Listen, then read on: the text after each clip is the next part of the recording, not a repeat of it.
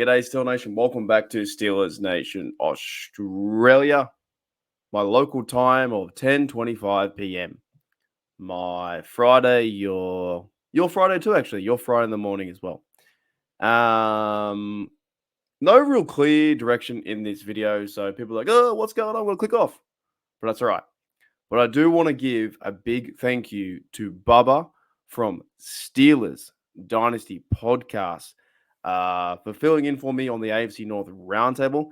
And it was funny because in the comments, I put a quote or a timestamp, and you guys can do that too as well if you want to. You push up the little time thing and you quote or, timestamp the comment. But I heard Bubba call it the AFC North round tree, and that kind of made me laugh. But yeah, big shout out to you, Bubba, from Steelers Dynasty Podcast, for filling in for me on the channel. I thought you did a pretty good job talking football, talking Steelers, and you had the tie that was the Ravens versus Bengals. And this week, that's the first AFC North matchup between between the host Bobby Baltimore and Cincinnati. The Bengals need to win that game. Bengals versus Ravens, they're 1-3. If they lose, they go to 1-4. Pretty much their playoff hopes are done. If Baltimore loses, then all these teams will sit near 2-3 because the Browns will probably get smashed by the Commanders. So big shout out to Bubba from Steelers Dynasty Podcast, and those fellas out there are doing a great job. And that is Bubba and Shane, and we've been doing our partnership, doing podcasts every Tuesday here. But I am here to talk Steelers. I'm here to talk about Steelers Nation Australia, and I'm going to go through the injury report and stuff like that. But I've been away 2 or 3 days doing a lot of work in my normal commitments. And actually, for a change, I haven't seen too much Twitter.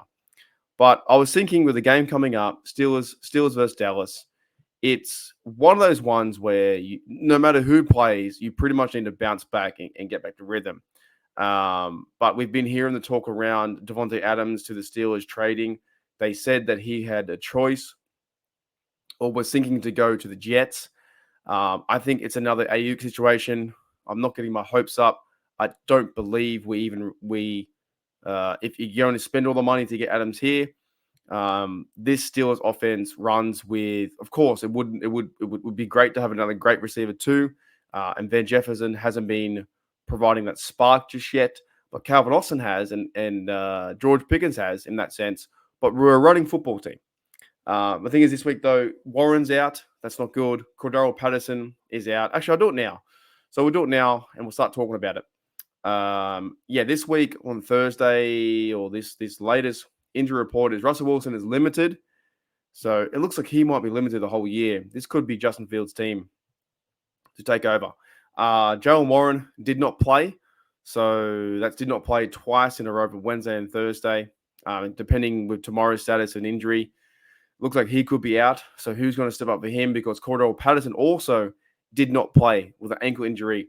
So the Steelers only have running back number 1 in Najee, and he got like 17 yards last week. So that's something that needs to improve. The running game and the injuries does not look good. We haven't seen Warren pretty much all year with his injuries. Cordero Patterson played good football, and then the next moment he was injured, and now he's on the bench. So that sucks from that standpoint. It's not good. Jeremiah Moon was a full participant. I think he's coming back he was on IR. But then at the same time, now Nick Herbig did not play into limited. So that's kind of frustrating too, because Highsmith is out, and we saw how much we missed that. I know injuries happen, but injuries throughout the league there's people going down left, right, and center. But it does suck in those key areas of outside linebacker where you thought you had great depth, and also running back. You think a 1, 2, 3, 1 and 2 punch with Warren and Najee, and we've seen moments of it, but we haven't seen total domination, which we expected. But throughout the season, hopefully he can get better and better and better. Isaac Seumalo, guard, he looks to be coming back, full participant. He's coming off the IR. Michael Pruitt, the ex-Falcon tight end, he didn't play, so he's out. Keanu Benton was limited in full practice, so he should be good to go. I haven't seen too many reports about him not playing. Cameron Hayward did not play, resting, and groin for Larry Ogunjobi, limited, but he's always there. Seems like he's always there. So those are the big names. But yeah, what I really want to talk about is, I guess, everyone's not everyone, but a lot of people are counting us out saying we can't get it done. Steelers, it's a bad loss against the Colts. It was a trap game, which I still don't believe, by the way. It was a trap game. I think the Colts showed up, played good football, took us to the woodshed and said, we're going to make you pretty much our bitch. Like they hurt us. They ran over us. They played good football passing. They did everything they were supposed to do. We are who they thought they were. All that mentality. They played really good football, and we came back within 3 points to lose. It's only one loss. You can move forward, but it will be a tough matchup versus the Cowboys, who are 2-2. We are 3-1. If you win this one, you bounce back. And the Steelers mentality, supporter mentality, Steelers fan mentality of like, okay, it's only one loss. Let's bounce back and be competitive. We don't want to see last week when we're going down by 17-0 or Dak Prescott throwing the football all the way around and going up 7 points, 14 points, 21 points. You put yourself in a hole like that, and I understand. I've been reading a lot of comments about people saying, well, Tomlin didn't get the team ready, But if you're going to give criticism before one game, if you're going to be very critical of one game versus the Colts, he's never ready for these teams. Where was the praise when he was ready for the Falcons, Denver game, Charger game? Where was the praise there? I heard very, very limited praise for Tomlin and going 3-0. I'm not saying that I was happy with the result last week. Oh, you're only happy with 9-8. You're only happy with this. No. I want this team to be successful. I want this team to run the football. Like I said, if right now Justin Fields is working, you go with him. He's got over 900 yards, a few TDs. Offensive line has been scratchy here and there. That needs to be improved. But at the same time, it looks like James Daniels, he's out for the season. You're going to put in Anderson one side, maybe, or you put in Ciamale left guard. Maybe you put in McCormick right. I don't know. Maybe put McCormick right guard and Ciamale left. And Frazier in the middle. The two blokes on the outside is the consistent player that's been Dan Moore. I think in the past, a lot of fans have been giving him a hard time, and now he's one of the most consistent O-linemen that we have at left tackle. And the other bloke is Broderick Jones. Not only a few games ago, where we had those really bad games in the preseason, you've heard numerous callings for him to be traded or cut or benched, and we want to start Faetanu. But right now, you have to start Broderick Jones because Faetanu is out. So this to me is a bounce back game. This is one where the Cowboys are coming in our house. We have to get the job done. We being the Steelers, us being Steelers fans, we get to watch our team and we have to get the job done. We got to get it done. That is supporting our team, watching Najee bounce back. Najee has not been playing consistent football and not hitting the holes at speed where we saw him do it last year. Could it be a cold weather thing? Could it be a thing where he's warming up? Could it be a thing where you keep pounding the rock and late in the third, fourth quarter, he lights it up? But at the same time, you saw Cordarrelle Patterson run the same way through the tackles. You're like, all right, if he can do it, why can't Najee? But right now you haven't got Patterson nor Warren to, spell. Do they bring up another bloke, Aaron Chamberlain? Again, does he come up to be, he actually might be on the 53-man roster. They might play him too. Do you start to think about playing Hayward more at that position, being running back? That could be an interesting scenario. I think Darnell gets more involved in the passing game too. He had a fantastic catch to the outside, jumping over people, running over people, pushing over him. He's a bloke who's 6'7", 6'8". Get him the ball. Move the ball too. He paid the big contract. Move the ball. They need to be, of course, start faster.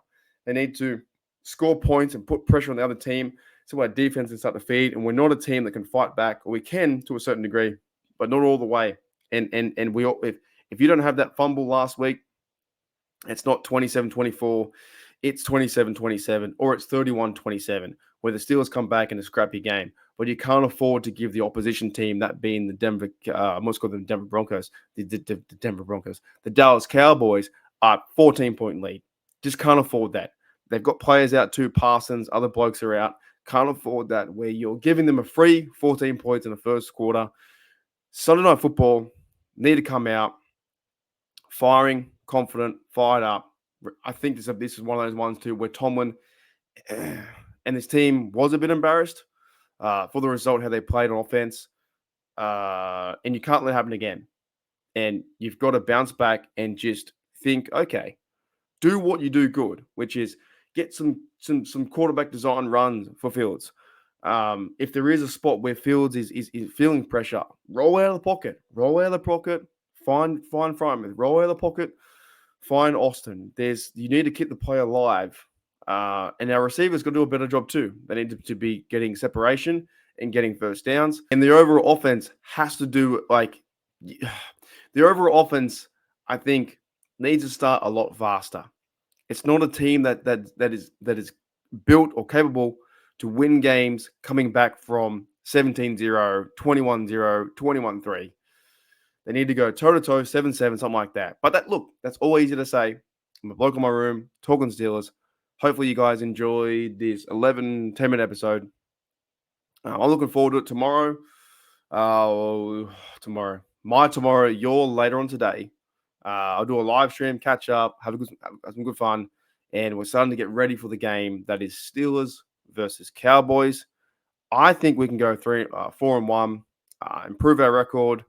I think in terms of these two guys, Cincinnati versus Ravens, it's kind of crazy, but I want to see the Bengals win. So then the Commanders beat the Browns, go 1-3 or 1-4, and the other two teams go 2-3 or whatever it is, and we can move to 4-1 and have a clear hold of the division. But it's a long season, guys.